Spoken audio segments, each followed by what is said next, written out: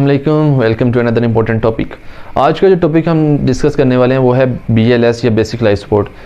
ये टॉपिक इंतहाई अहम इस लिहाज से है कि ये आपको सिखाएगा, इससे पता चलेगा आपको कि आपने एमरजेंसी में पेशेंट को डील किस तरह करना है। जब एमरजेंसी में आपके पास मरीज़ आया था, उसका सांस और नब्ज़ नहीं चल रही, बेहोश पड़ा हुआ है, तो आपका पॉइंट ऑफ एक्शन या बेसिक आपका वे आउट किस तरह होना चाहिए, उसको मैनेज किस तरह करना है। BLS अहम टॉपिक है, लेकिन ये बाहर की कंट्रीज़ में उन्होंने गवर्नमेंट्स ने उनके सिलेबस में रखा हुआ है, जिसकी वजह से उनके तमाम लोगों को बाहर की कंट्रीज़ में हाउ एंड नाउ है कि एमरजेंसी में आपने किस तरह हैंडल करना है पेशेंट्स को। जबकि पाकिस्तान में क्योंकि जिस तरह की गवर्नमेंट्स हैं, इन्होंने इस पर तवज्जो नहीं दी कि एमरजेंसी में लोगों को हेल्थ अवेयरनेस इसके बारे में कोई पता नहीं है।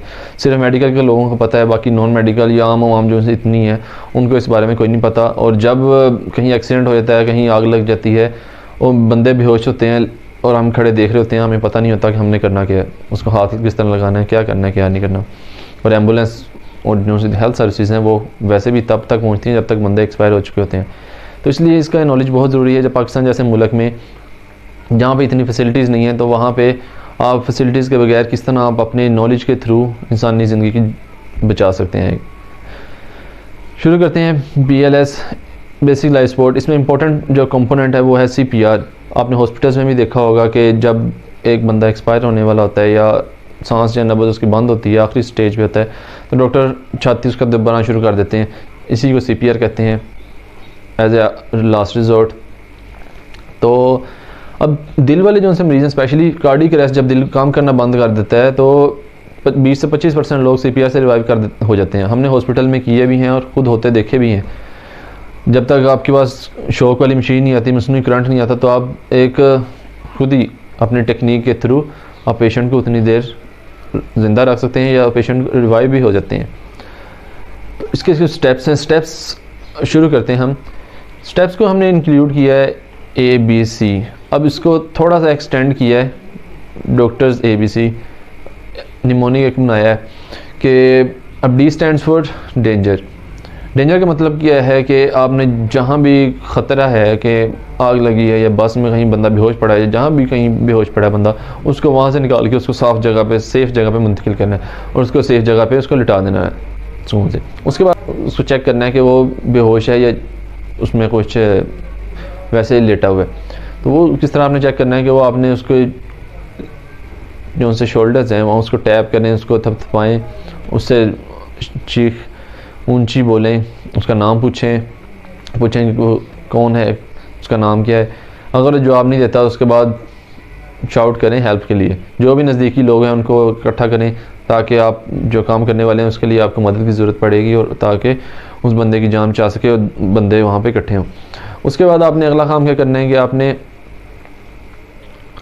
शाउट कर दिया, उसके बाद आपने उसका एयरवे मेंटेन करना है। एयरवे किस तरह करना है, आपने जिस तरह ये आपको वीडियो में भी नज़र आ रहा है, उसकी थोड़ी ऊपर करनी है आपने और सर थोड़ा नीचे करना है। नेक एक्सटेंड होगी, जिसकी वजह से सांस बेहतर होगा उसका और ब्रीदिंग उसकी, अगर ब्लॉक है, टंग पीछे की तरफ गई हुई है, तो उससे ब्रीदिंग स्टार्ट होगी।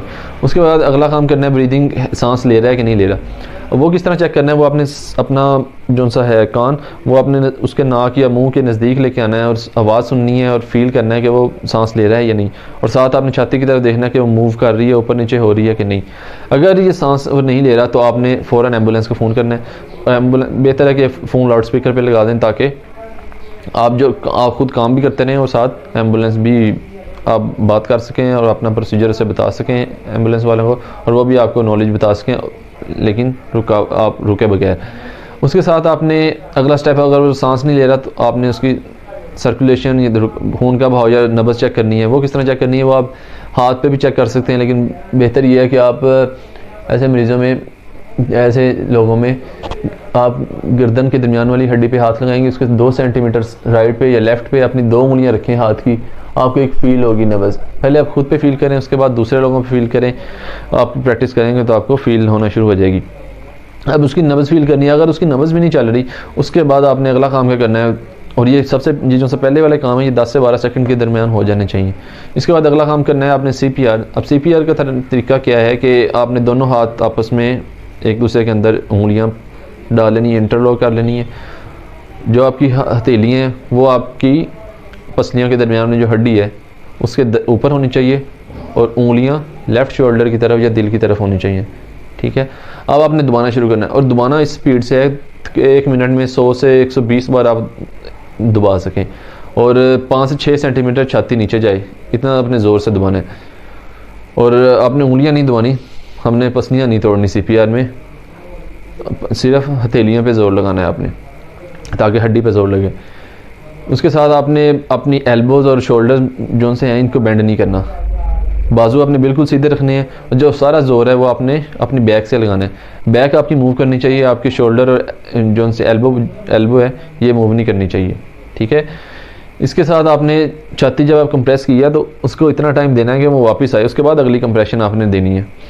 ठीक है, 30 बार आपने ये करना है। उसके बाद जो आपके साथ वाला बंदा होगा वो उसको सांस देगा, उसकी थोड़ी ऊपर करके उसका एक हाथ से नाक बंद करें और माउथ टू माउथ ब्रीदिंग दें, उसको 2 बार सांस दें। ठीक है, जिस तरह ये वीडियो में आपको नज़र आ रहा है। अब आपने सांस दे दी, उसके बाद आपने दोबारा वो CPR कंटिन्यू करना है और ये इसी तरह स्विच करते रहें। अगर आप थक जाएं तो आपस में स्विच कर लें, जो सांस दे रहा है वो दबाने की तरफ आ जाए, जो दबा रहा है वो सांस देने की तरफ चला जाए। और ये तब तक आपने करते रहना है जब तक एम्बुलेंस या आप नहीं आ सकती वहाँ पे, या पेशेंट रिवाइव नहीं हो जाता, या फिर कोई आप थक नहीं जाते, तब तक आपने जारी रखना है।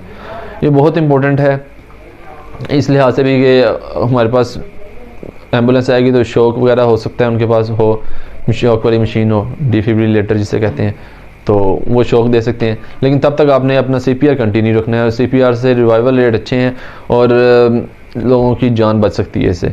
ठीक है, इसके बारे में आपको भी पता होना चाहिए, अपने घर वालों को और रिश्तेदारों को आप खुद भी प्रैक्टिस करें, ट्रेनिंग करें, उनको भी ट्रेन करें, ताकि जब तक हुकूमत हमारे कोर्स में शामिल नहीं करती और बच्चों को नहीं पता चलता या ट्रेनिंग कोर्सेज नहीं करवाती, हम खुद अपने तौर पे सीखें और दूसरों को भी सिखाएं, ताकि इंसानी ज़िंदगी को ज़ाया होने से बचाया जा सके अपनी हिम्मत और मेहनत के ज़रिए।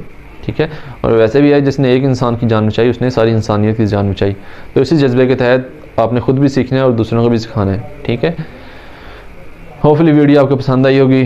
जिन्होंने चैनल को सब्सक्राइब नहीं किया चैनल को सब्सक्राइब कर लें। And thank you very much. अल्लाह हाफिज़।